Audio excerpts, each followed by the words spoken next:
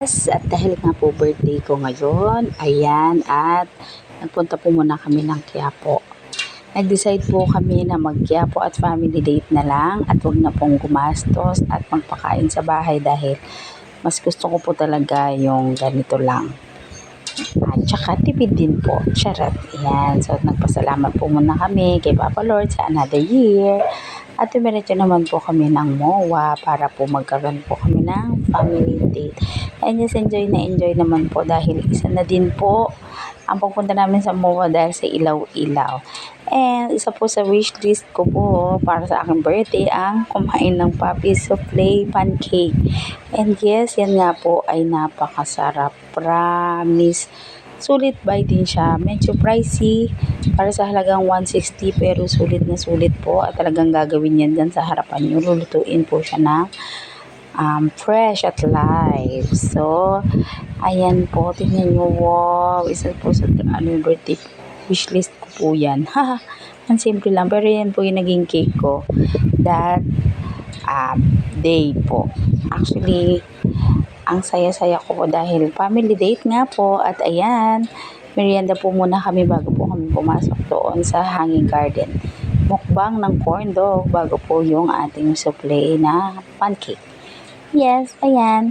At hindi nagkikil po ang bata kahit mainit, kain siya ng corn dog and nakakabuso po talaga at nakakagutom lang din. Tingnan ng aming batang maliit dahil sige, kain siya kahit mainit.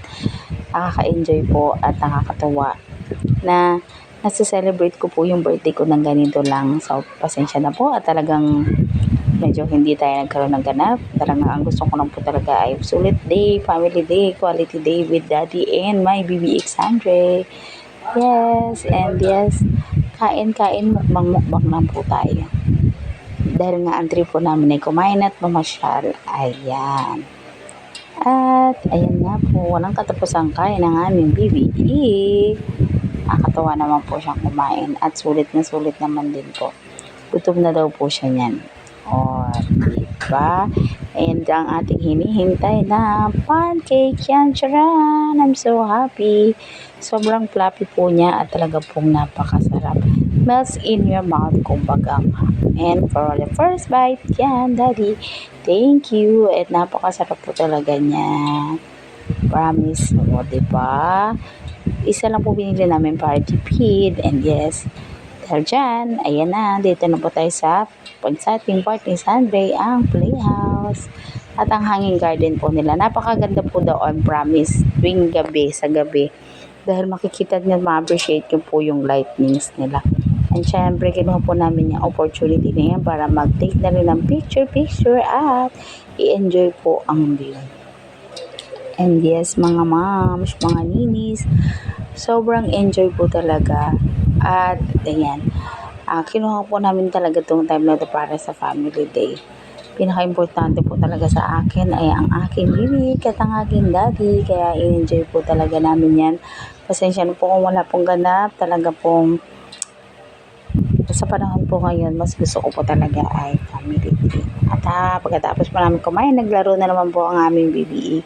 And it's a long day po. Pero maraming salamat po. Take ko na po itong opportunity para mag-thank you po sa mga warm wishes and greetings niyo po. Sobrang nakakataba po ng puso. Hindi ko na po kayo maisa-isa.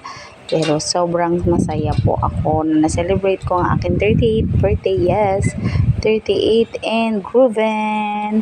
And more blessings. Thank you, Lord. Good health para sa ating lahat. Salamat po sa bawat isa po na nag-greets po sa amin.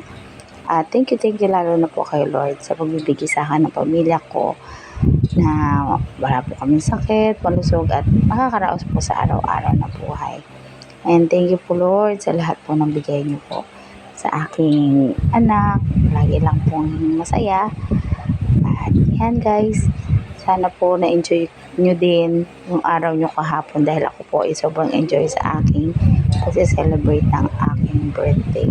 Sa panahon po ngayon, guys, mas mabuti na po na mag-enjoy kasama ang pamilya. Yan, and take picture pa po bago kami umuwi. Thank you, Mall of Asia.